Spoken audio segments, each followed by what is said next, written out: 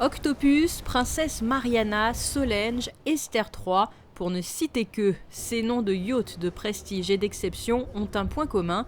Derrière eux se cache la main d'un homme, Espen Ueno, architecte naval d'origine norvégienne.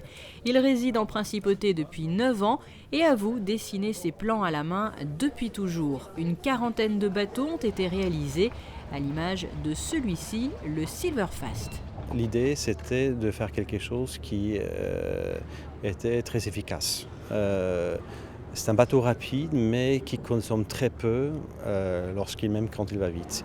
Puisque la conception a été, je ne sais pas si vous l'avez remarqué, est assez différente de tous les autres bateaux que vous voyez. Il est plutôt bas, ce qui nous permet de garder une coque relativement étroite.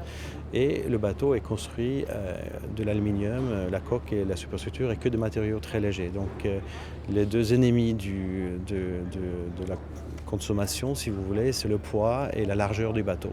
Donc on a éliminé ces deux ennemis en utilisant que de l'aluminium et du honeycomb et en distribuant les volumes dans le plan longitudinal plutôt que dans le plan vertical, ce qui nous permet de garder une largeur relativement restreinte.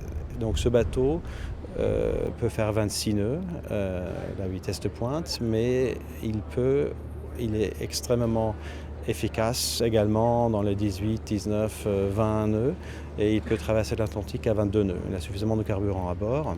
Cette réalisation arrivée d'Australie est une belle illustration des créations de cet architecte qui dépasse largement les frontières. Le yachting, un secteur très cosmopolite, à l'image d'ailleurs du Monaco Yacht Show.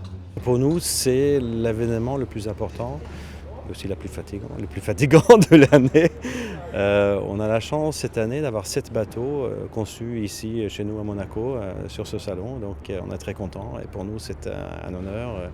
Je disais tout à l'heure, Monseigneur, de pouvoir travailler ici. On a la chance d'avoir une super vue sur le port et de voir nos réalisations revenir à la maison.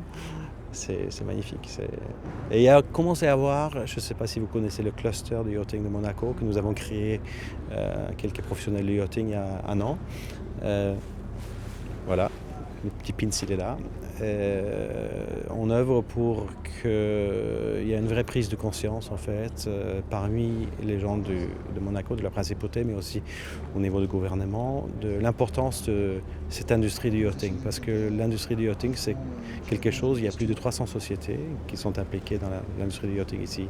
Et ce nouveau rendez-vous du Monaco Press Club avait lieu dans un bâtiment qui fait partie de ce cluster, justement, le Yacht Club de Monaco.